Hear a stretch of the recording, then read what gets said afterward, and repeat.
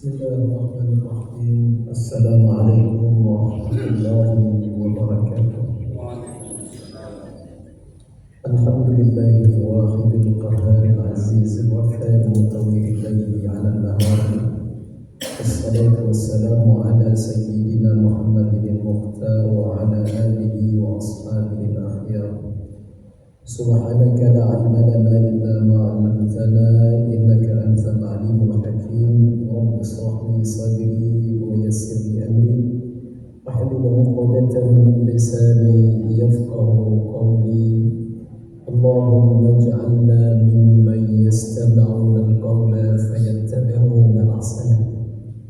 Alhamdulillah, memuji dan bersyukur kita kepada Allah Subhanahu wa taala atas limpahan nikmat dan karunia-Nya yang biasa kini kita semua masih dalam keadaan sehat walafiat, senantiasa diberikan hidayah, taufik dan al-hidayah sehingga kita dapat bersama-sama kembali untuk melaksanakan salat fardu zuhur berjamaah, kemudian duduk sejenak menjelang masuknya waktu iqamah untuk mendengarkan kajian majlis ilmu, majlis yang insyaallah menjadi kafarah pengampunan dosa untuk kita semuanya. Maka daripada itu kita luruskan kembali niat kita bahwasanya kita duduk di majlis ilmu ini semata-mata mengharapkan pahala dan ridha dari Allah Subhanahu wa taala. Berselawat dan salam kita ucapkan kepada junjungan alam Nabi yang agung, Rasul yang mulia baginda Muhammad sallallahu alaihi wasallam dengan mengucapkan Allahumma salli ala sayyidina Muhammad wa ala ali sayyidina Muhammad. Assalamu alayka ya Rasulullah, assalamu alayka ya Habibullah. Hadirin dan hadirat Bapak Ibu jamaah salat fardu zuhur Masjid Nurul Iman yang dimuliakan Allah Subhanahu wa taala, melanjutkan kembali kajian kita bersama kitab Tanqihul Qaul, berbicara tentang keutamaan amal ibadah. Pada kesempatan di pertemuan yang berbahagia ini, tema pembahasan kita yaitu mengenai fi fadilatil ilmi wal ulama. Kita akan membahas tentang keutamaan ilmu dan ulama.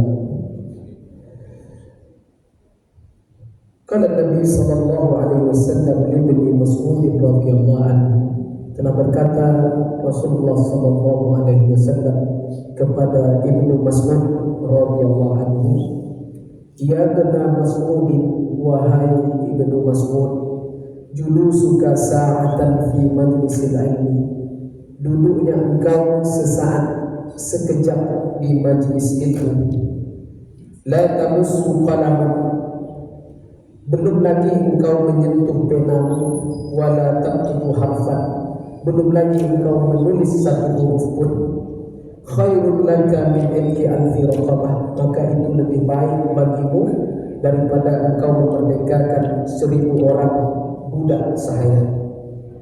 Duduknya di majelis ilmu walaupun sesaat, belum kita tulis, belum kita pegang pena atau kalam itu, maka Nabi katakan kepada Ibnu Mas'ud, itu lebih baik untukmu daripada engkau memerdekakan 1000 orang budak sahaya.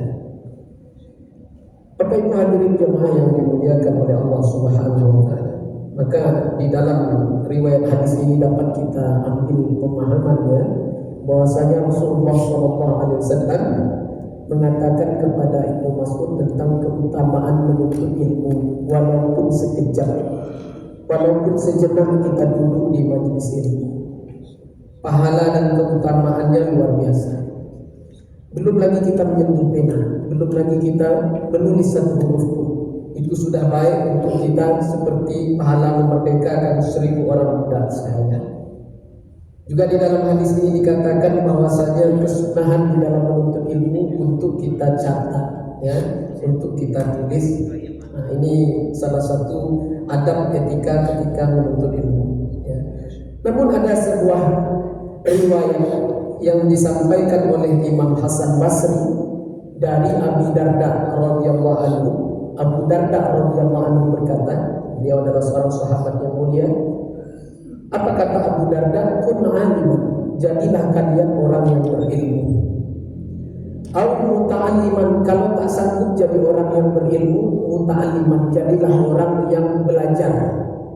Muta'allim itu belajar. Para ulama menjelaskan membawa buku, membawa alat tulis. Nah, ini dikategorikan muta'alliman, ya. Kemudian kalau tak sanggup menjadi orang yang mau belajar, mustami'an. Setidak-tidaknya kata Abu Darda, jadilah orang yang mau mendengar. Jadi jelas kedudukannya di sini, Bapak Ibu hadirin yang dimuliakan Allah, bahwasanya menuntut ilmu dengan menulis, mencatat itu lebih utama, ya.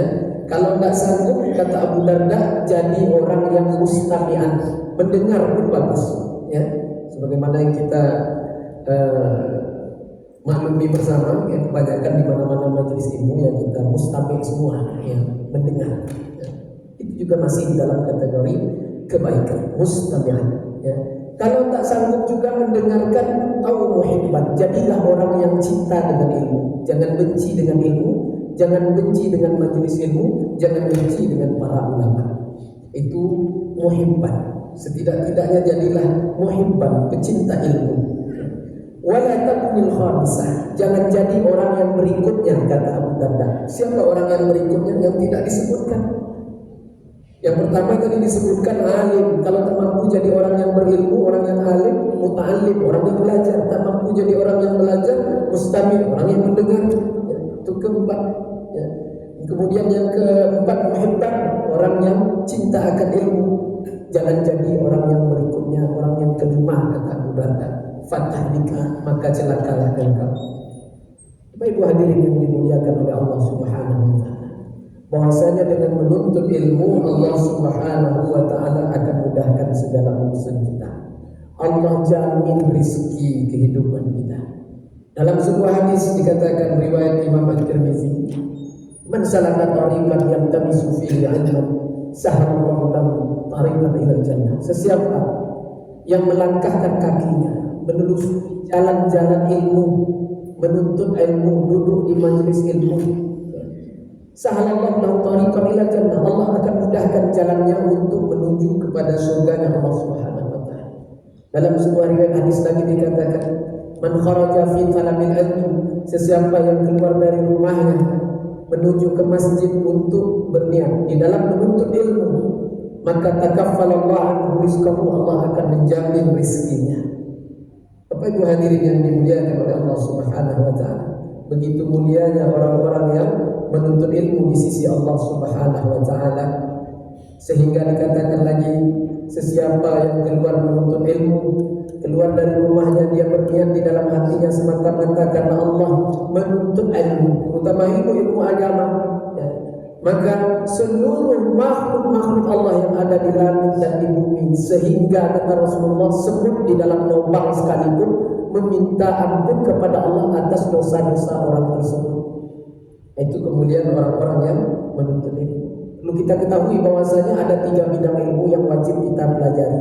Kalau kita tak belajar 3 bidang ilmu ini, maka tidak sah amal ibadah kita, ya.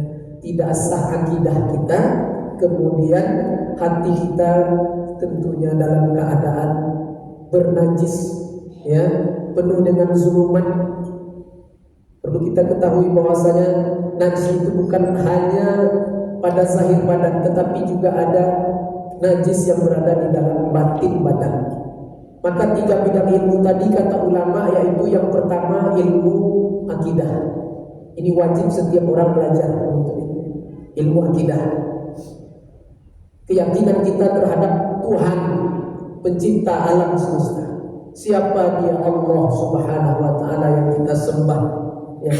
5 kali sehari semalam kita berubudiyah kepadanya, menyembah Allah Subhanahu wa taala. Siapa dia? Allah Subhanahu wa taala.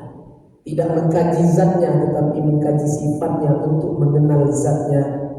Itu yang pertama, ilmu yang wajib kita pelajari, ilmu akidah, ya.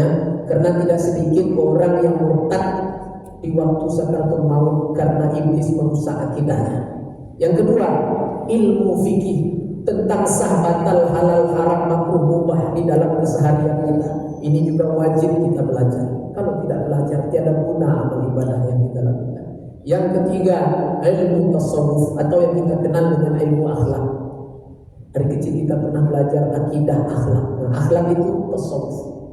Ilmu yang membahas tentang bagaimana hati kita itu terhindar dari yang namanya sifat-sifat mazmumah, sifat-sifat yang dicela, najis-najis hati, kibir, hasad, dengki dan seumpamanya. Bapak Ibu hadirin yang dimuliakan oleh Allah Subhanahu wa taala. Itulah pembahasan kita pada siang hari ini di waktu yang singkat ini.